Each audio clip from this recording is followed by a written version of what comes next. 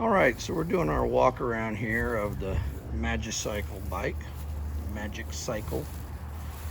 And I'm actually doing a comparison of this with my Juiced Crosscurrent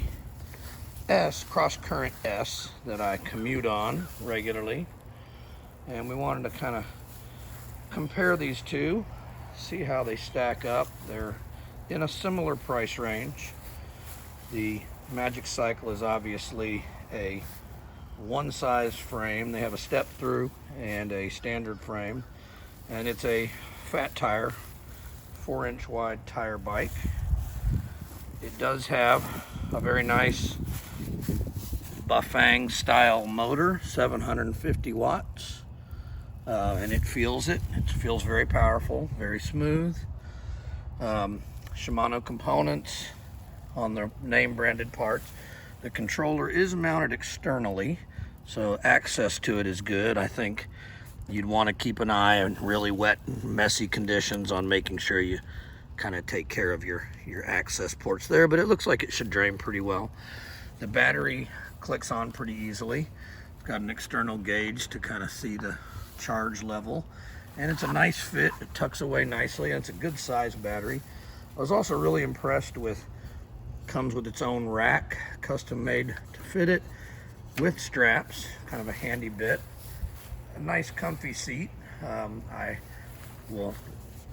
my rides, I changed this for my personal seat, but it's comfortable. It does have a really nice touch that a lot of bikes don't have, is this has an integrated brake light that actually activates with the brake levers. It's powered. And that's, I think, a really great touch, a simple touch, but one that many manufacturers don't include. A couple different Boss mounts. They also include this pretty nifty bag here. Put your cell phone in it, keep it visible, all that. Storage, and it's easily located. Your Shimano componentry, simple 7-speed, easy to work, easy to function. Nice accessibility to the different controls. A really nice display, probably one of the nicer ones I've seen in terms of size and color. Just not an inordinate amount of information, but it's pretty nice. And you do have twist throttle on this, so some people really like that, some people don't. I think it would be very easy to swap it. Also has nice ergonomic type grips, and I don't know if they're actual leather, but they feel like it, and they're comfortable, paddle shaped. And a integrated bell into the left brake lever. It's kind of cool. But in general, it came out of the box pretty much like this. I had very little adjusting to do, very little assembly. Some more mounts on the front for various things. You've got a lockout shock. You've got a headlight, nice LED headlight.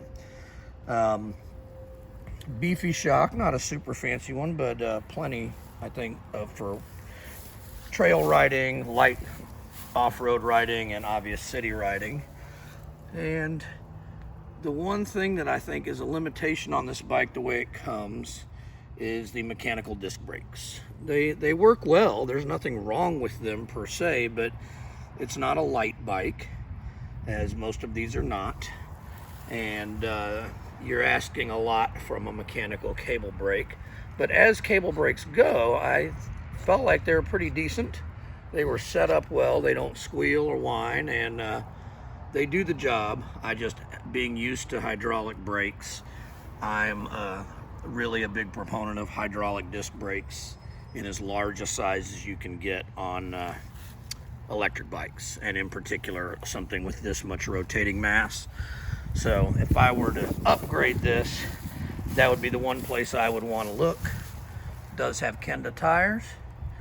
I've already added slime to them to make sure that we don't get surprised out there with the thorn or something, but they seem to handle the road pretty well so far.